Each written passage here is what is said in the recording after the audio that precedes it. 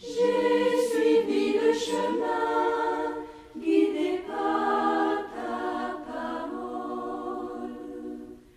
Ta parole est vérité, ta parole est sainteté, ta parole est ma paix, ta parole est ma joie, ta parole est tout pour moi, ta parole c'est toi.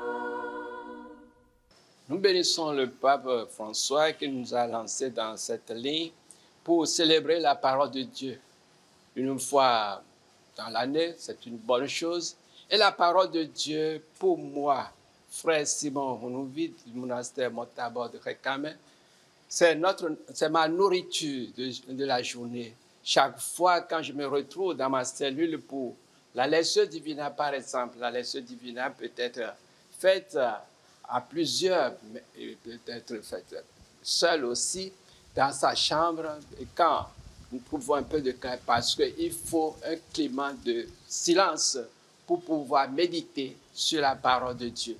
Cette parole, je peux la tirer dans un verset, et je peux choisir aussi le verset 10 du chapitre 10 de Saint Jean. Je dois me poser la question, Dieu, qu'est-ce que tu me dis à travers ce verset, par exemple?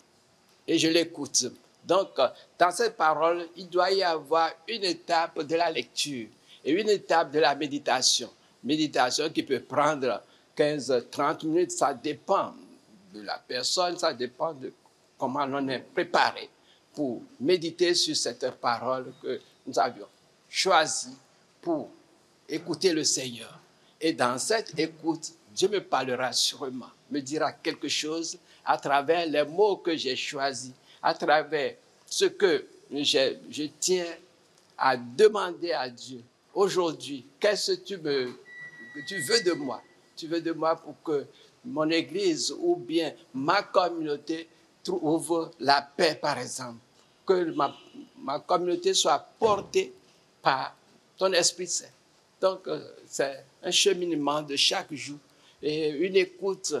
Et on en profite toujours quand nous prenons la parole de Dieu pour la méditer. On en profite toujours. Dieu nous donne une parole. Dieu nous lance sur une ligne.